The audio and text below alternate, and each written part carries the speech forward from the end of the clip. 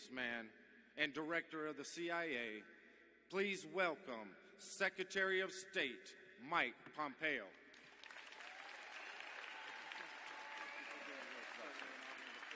President Trump is unafraid. He's unafraid to try to do diplomatic tactics where the old ones were simply not getting the outcomes that America needs and deserves. You've seen this. You've seen this on North Korea, where we came into office and found that appeasement wasn't working, and neither did neglect. So we're maintaining pressure on the North Korean regime while keeping an outstretched hand for diplomacy. I've now had the chance to meet with Chairman Kim on multiple occasions. Indeed, I think I've spent more time with Chairman Kim than any other American, now surpassing Dennis Rodman. And on the Islamic Republic of Iran, the nuclear deal, it only made the regime more aggressive. So we've re-engaged with allies to exert pressure on that regime. All we ask of them is all America ever asks. We just want them to behave like a normal nation. And today, as part of that maximum pressure campaign, I'm announcing that the United States is imposing sanctions on the Chinese entity, ZHOO-hi ZHEN-wrong, and its chief executive, Yumin Li. They violated U.S. law by accepting crude oil. We've said all along that any sanction will indeed be enforced.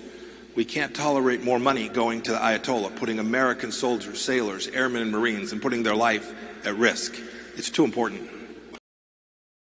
America first does not mean America alone. Indeed, other nations are rolling up their sleeves to work alongside of us. We're restoring friendships that were neglected for a long, long time. From Eastern Europe, to our partners in the Gulf, to the Pacific Islands. And of course, our relationship with Israel is unequaled. It's a democracy. It stands for the same things that we do here in America. That relationship is stronger than it's ever been. And we're very proud of that. I remember sitting in the room negotiating with my counterpart. He's a former senior North Korean general.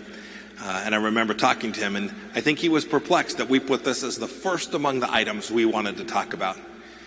Every one of you understands why we put that first, and why we'll continue to work on this, and we will not stop working on this until every one of our fallen heroes and their remains have been returned to the United States of America.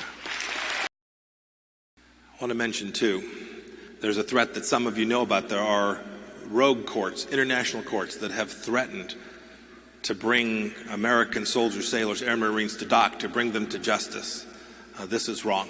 This administration has moved heaven and earth to prevent them from wrongfully prosecuting anyone in this room or anyone other who has served in the United States Armed Forces.